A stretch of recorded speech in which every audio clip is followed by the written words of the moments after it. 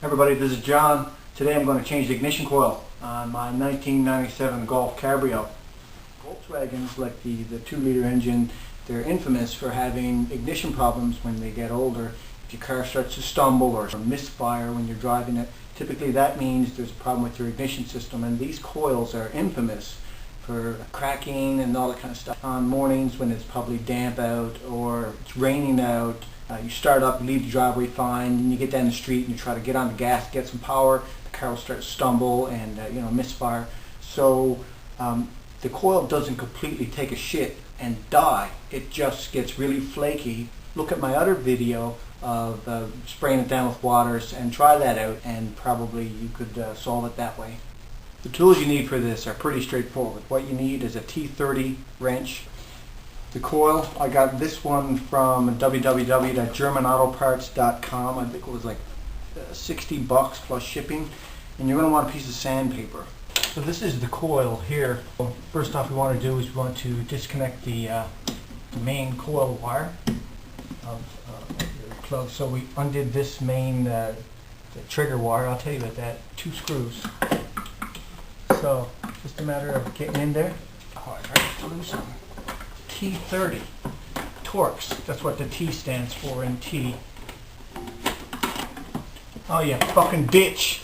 So taking the screw out is not straightforward because it's the backing that it screws into is inside this front cowl, and we got to get at that. So that means we got to take this off. All right. This is not as easy as I thought it was going to be. Okay, there's like 1, 2, 3, 4 of these little plastic shit screws.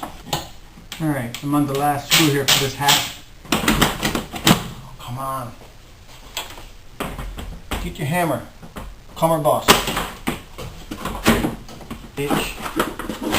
Alright, next step is to get to this side over here now. Looks like I might have to take the windshield wipers off. I'm going to put a piece of tape on the windshield where the windshield wiper blade lives. You can put it back in the same spot so the windshield wipers aren't fucked up. Jeez man, this ended up being a bit more work than what I thought it was going to be. Oh, look at that. Okay. Spring loaded. Okay, there's nothing to it. Piece of cake. Wiper off. If this other wiper comes off here, you get the little rubber boot, rubber cover, whatever that is. You get that off.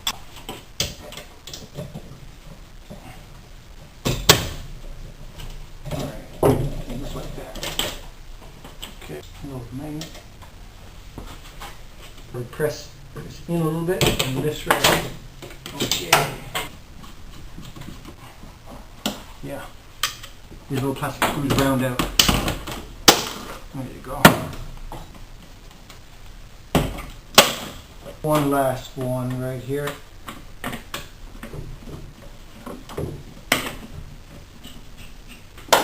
Nice and easy. Now this cowl cover should lift right out. Wash hose, take that off. Okay. So, get on the back of that nut there. I can do that one by hand. Torx. Put that one on that one there. And just unscrew. There you go. Off that comes. Magnet. There you go. So the wrench goes on the back like that. Now this. Alright, and we just unloosen it like that.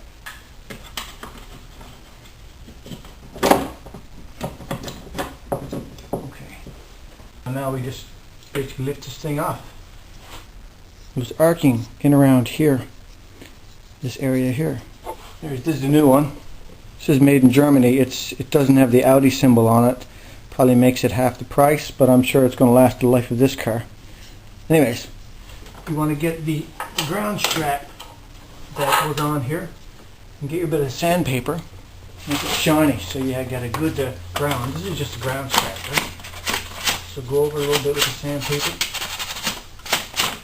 This way you know how to make good contact. Put that on like that.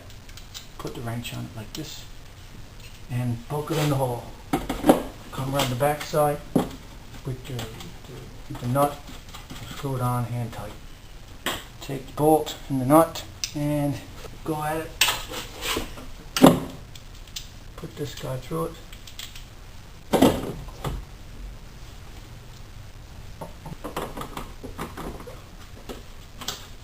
Alright, that gets screwed in then. So I got to use a ratchet now. Make sure it's tight. You go to the other side now. And tighten it, just like that. Alright, so that's tight now. Oh fuck man, I put it upside down. I got it back on the right side up now. And this electrical connector just goes plugged into the base. Like that. Alright. And then the main coil wire. And hold this like that. And just go snapped on up into place. Like that. Secure. So 1, 2, 3, 4 screws.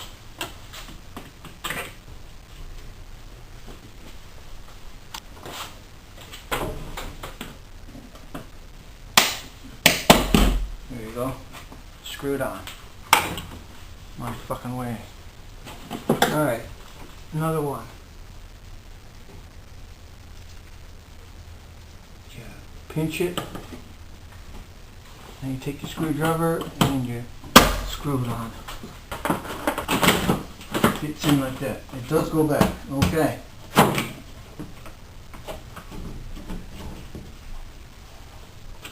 And the other one, screw in the easy way.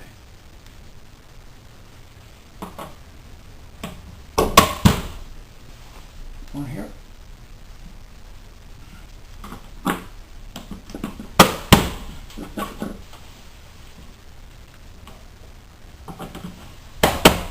There you go. Everything's not fucked up. Okay. Just wiggle it around till it's down there. So that's tight enough. Little rubber cap. Goes on like that, where it lives. And then this guy just goes on like this. And that's that. Plastic cap goes on like that. How it works. You've got your ignition coil, right?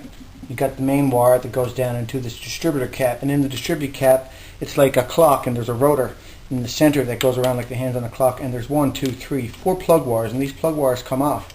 They go into the engine onto the spark plugs. Now, so what, if I had to take this cap off, it would look something like this. Now this is one belonging to a 6-cylinder, but what you've got is you get your center cap. So the main wire comes in here and connects onto this guy.